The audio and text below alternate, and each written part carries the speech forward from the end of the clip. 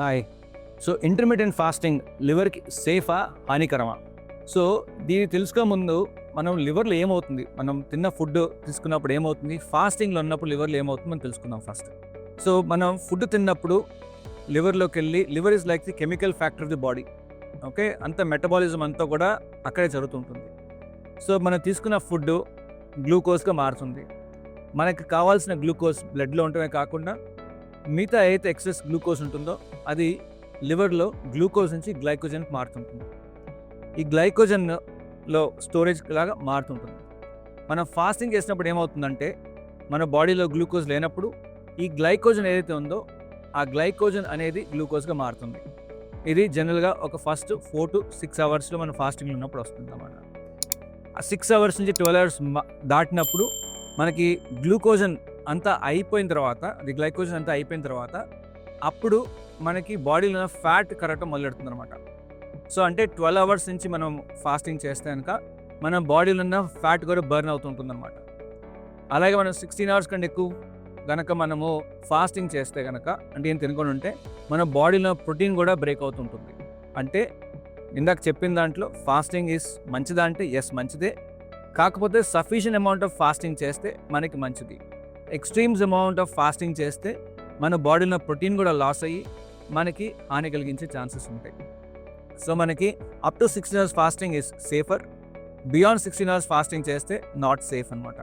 మనకి in fact fasting మంచిది, ఎందుకంటే మనం ఫాస్టింగ్ చేసినప్పుడు ఏమవుతుందంటే మన బాడీలో ఒక మెకానిజం అంటాం, లైక్ ఆటోఫేజీ అనే మెకానిజం ఉంటుంది. అంటే మన బాడీలో మనకు పనిచేయడం ఎంత ఇంపార్టెంటో, సెల్స్ పనిచేయడం ఎంత ఇంపార్టెంటో, అలాగే ఎక్స్పైర్ అయిన సెల్స్ లేకపోతే కనుక వేస్ట్ఫుల్గా ఉన్న సెల్స్ అలాంటివి కూడా మన బాడీ తొలగించే ప్రాసెస్ని ఆటోఫేజీ అంటాం. సో ఆ ఆటోఫేజీ అనేది క్లియరెన్స్ ప్రాసెసెస్, అది కూడా చాలా ఇంపార్టెంట్ బాడీకి for it to repair. This is like A repair mechanism of the body. అది అన్నీ అవ్వాలంటే కనుక జనరల్గా ఫాస్టింగ్ చేసినప్పుడు కూడా ఈ ఆటోఫేజీ ప్రాసెస్ అనేది స్టార్ట్ అవుతుంటుంది అనమాట. సో ఫాస్టింగ్ లివర్ని మంచిగా ఉంచుతుంది, కానీ prolonged fasting more than 60 hours fasting చేస్తే మన బాడీ డ్యామేజ్ అయ్యే ఛాన్సెస్ ఎక్కువ ఉంటుంది.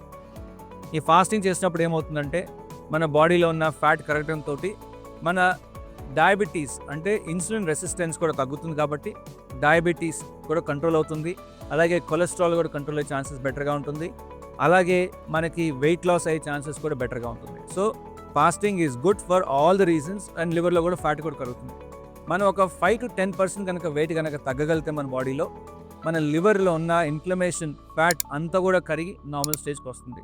So fasting is a treatment, but provided fasting right టైంలో చేయాలి. Prolonged fasting more than 16 hours చేయకూడదు. మరి ఎవరైతే చేయకూడదు అసలు, ఎవరైతే కనుక స్లిమ్ బెల్ట్గా ఉన్నారో, డయాబెటీస్ తోటి షుగర్ లెవెల్స్ బాగా పడిపోతున్నాయో, ఇంకా వాళ్ళకి స్టార్వేషన్ మోడ్లోకి వెళ్ళిపోయే ఛాన్సెస్ రిస్క్ ఎక్కువ ఉందో, అబ్జార్ప్షన్ తక్కువ ఉన్న వాళ్ళు, అలాంటి వాళ్ళు ఫాస్టింగ్ అసలు చేయకూడదు. వాళ్ళకి ఇన్ఫ్యాక్ట్ మేము ఇంకెక్కువ ఫుడ్ ఇవ్వడానికి చెప్తాం అనమాట. లైక్ క్రానిక్ లివర్ డిసీజ్ వచ్చి, సిరోసిస్ వచ్చి డ్యామేజ్ అయిన వాళ్ళకి మనకి లేట్ నైట్ స్నాక్ కూడా చెప్తాం. ఎందుకంటే వాళ్ళు ఫాస్టింగ్ ఎక్కువ ఉంటే కనుక వాళ్ళకి రిజర్వ్స్ కెపాసిటీ తగ్గిపోతుంది.